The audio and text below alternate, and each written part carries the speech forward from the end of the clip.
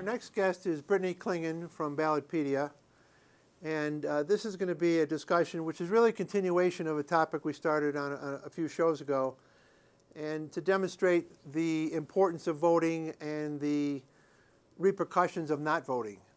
We talked about the last general election where we showed there were 80-some million people didn't bother to vote, and how that compared to the percentages that elected the president. And we've had a segment on school boards where we've talked about really a pathetic level of turnout for school boards that represent our most important product, which is education and education of our children. Today we're going to do a new twist on this topic and talk about special elections, special ballot measures, special issues, and how lack of voter impact is really affecting some really critical topics. So, Brittany, you are with Ballotpedia, our favorite internet site. And at Ballotpedia, you're the Ballot Measures Project Director. So what is the Ballot Measures Project Director? It's a tongue twister for me today. Yeah. So I am in charge of, essentially, we have a whole section of Ballotpedia dedicated to ballot measures. That's how Ballotpedia actually got started. So we cover all statewide measures. We also cover hot topic local measures. So we cover, all your kind of favorite hot button issues, from abortion to marijuana, same-sex marriage. We also cover all local measures in California, because California is a fun state for ballot measures. And we're also working on putting together a database of historical ballot measures that will go back to 1900 all the way through the present. So we'll be able to get some historical data on ballot measures since the beginning of the early 1900s. And what would be the purpose of looking back in history? To get trends, or to... Yes, yeah. We are looking to get trends on the types of issues that have been voted on, proposed for the ballot, whether those issues have been approved, what lawsuits have been filed against these issues, just a whole database of historical information that can help us analyze present-day voter issues. So when you have the topic of special issues, how do you define that? Is there a definition for that group, that category? Yeah, we're still kind of working on developing a set rubric on how we define that. Right now, we look at what measures are getting a lot of media attention, particularly on the local level, because at the state level we cover all the measures, regardless of how hot button issue, how hot they are, essentially. But at the local level, there are far too many. We can't cover all of them, and there aren't the resources out there to cover all of them. So we look at what's getting a lot of media hits. We also will look at, so for example, in the past year or so, there has been a rash of local fracking ballot measures. And we're seeing a trend toward that particular issue. So we would look for that issue in other states. So for example, a municipality in Illinois actually is going to have potentially have a ballot measure on fracking, which is the first time that will happen in Illinois. There were several in Colorado and Ohio last year. So we kind of follow trends with respect to what the issue is. So you're talking about issues that, really very hot button issues, heaters as we call them, but people aren't turning out to vote. Right. Well, and that's kind of the tricky thing is, obviously, when you're looking at voter turnout has historically been highest during presidential election years, then followed by even-numbered years. So, for example, 2014 midterm election.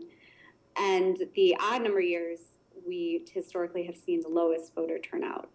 But in reality, some of the ballot measures that are covered and that people vote on in the off years, so for example, like in 2013, those often will have a more significant and tangible effect on residents of a particular state or municipality than will the decision as to who the next president is. So I think ballot measures sometimes get put on the back burner. They're not quite as glamorous. There are no sex scandals or drug scandals. Ballot measures can't go out and talk to people and introduce themselves. So sometimes I think people just kind of dismiss them, or other times they can be dense and difficult to understand. So that's where Ballotpedia comes in. We try to break down the issues, make sure that everybody understands what's going on, understands both sides of the issue. So we're just kind of trying to raise awareness that these ballot measures, particularly the ones in the off years, can be very important and should be voted on. Now, the cynical side of me is used to seeing these issues, as you said, maybe during a presidential term or an even numbered year, because one of the parties is trying to drive turnout for an election. How do these issues come up in an odd number year? What is that about? Oh, well, and that really does play a large part. For example, in 2013, there was a gambling ballot measure in New York, and Governor Cuomo was a big supporter of this measure. He was actually attempting to get it moved to the 2014 ballot because he was concerned that voter turnout wasn't going to be high enough. So some ballot measure campaigns will wait until an even numbered year to try to put their issue on the ballot because they are worried about voter turnout. So an example of that actually happened this past election in November 2013. Washington State saw the lowest voter turnout in a decade. So it was 45.27% in 2013, and in 2003 it was at around 40%. So it's the lowest it's been in a decade. Now, there were not any what you would call traditional hot button issues on the ballot. There weren't any marijuana measures, there weren't any same-sex marriage measures. However, there was one measure, Washington I-522, that addressed whether or not food with GMOs, genetically modified organisms, should be labeled. It should be a mandatory labeling process. So this campaign ended up being the most expensive ballot measure campaign in the history of the state. Between the support and opposition sides, over $31 million was raised for this ballot measure campaign. And less than half of the registered voters turned out to vote for it. And Washington is also an all mail-in ballot state, so people don't even have to go to the polls. They are sent their ballots. Their ballots are sent to them in the mail, and they have a certain amount of time. It has to be postmarked by the election day, but it requires very little effort on the part of the voter, and still the voter turnout was only 45%. So this was decided by 23% of the voter turnout. I mean, 23% of the, half of 45 won this. Yes. So the total turnout. So the total number of it was 45% of the registered. The registered, voters. Right. Right, and then an even smaller portion actually, voted for the issue. So that's another similar example happened again this past November in San Francisco. There was Proposition A, which sought to remedy a $4.4 billion shortfall in the city's retiree health care fund. So a $4.4 billion shortfall in a city of approximately 825,000 people, that's a big deal. It's very detrimental to the fiscal health of the city. So of the approximately 825,000 residents, there are 489,000 who are registered to vote, and only 120,793 turned out and voted on Proposition A. So if I'm doing my math correctly, 15% of the potential voters turned out to vote. So my number, I got 24.7 registered voters turned out to vote. Okay. And the proposition was approved by only 16.9% of registered voters. So of those who came out to vote, 68% of those who voted on it approved it.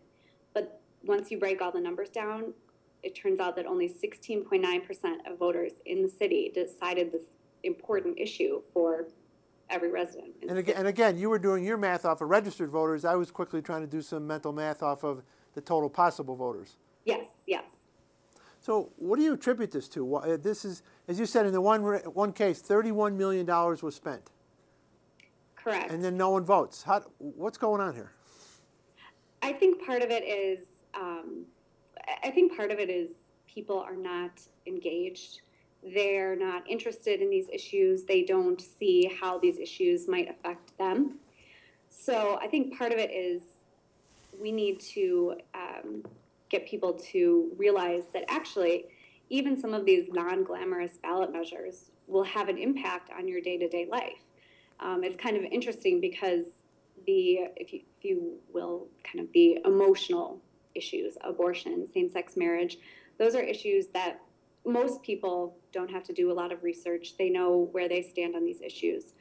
But when it comes to things like labeling GMOs or raising taxes, adjusting property taxes, these concepts and issues are not necessarily as easy to understand.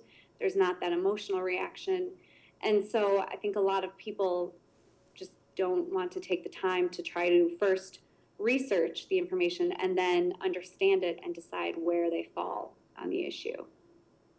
Well, again, they may not want to research, but when someone's spending $31 million, they're probably getting bombarded with data. And as you said, they're probably coming to them on the TV and the radio and in the mail. All they have to do is go to their post office box and, drop it in. Right. No, and that is a crazy thing because that particular campaign, both sides, the support and the opposition, ran a ton of TV ads. We have a whole page on Ballotpedia dedicated just to the ads that each side ran. With that particular GMO measure in Washington, some of the supporters do think that if there had been higher voter turnout, they would have won. So this year, voters in Oregon or residents in Oregon are trying to get a similar GMO measure on the ballot, and they're hoping that because 2014 is an even-numbered year, voter turnout will be higher, and they're hoping that that might help with the success of their measure. We'll see if that is the case. Well, it's unfortunate that we're not getting these turnouts, and as you said, it's unfortunate that you have critical issues being decided by such a very small percentage of the population. Right. I'm not sure what the answer is for that, but if someone wants to learn more about this and get educated, how do they find your research on Ballotpedia and, drill down and maybe get issue specific if they want? Right. So if you just go to the homepage, which is ballotpedia.org, you will see a map of the United States, and then off to the side, on the right side, there's a row of different projects. Ballotpedia covers a wide array of projects: Congress, school boards, state executives, and ballot measures. We're the ballot measures project. So if you click on that little word, ballot measures, it will bring you to the ballot measures portal. And there we have tabs. It breaks it down by state issues, local issues, the historical database I was talking about. We also cover some local recalls. And then you can also click on the ballot measures portal has another map of the United States where you can click on your state and see what's on your ballot for 2014. Well, Brittany, I greatly appreciate your time. You're a great spokesperson for this issue. And one of the things we're pushing for, of course, on None of the Above is to get people active on issues. So if they go to your page, they can actually see these issues and maybe get excited about something. And chances are, like you said, fracking or whatever, it's coming to their state sometime soon, so they might as well get educated and see how things are. So thank you for your time, and say hello to all our friends back at Ballotpedia. Okay, thanks, Steve. Bye-bye.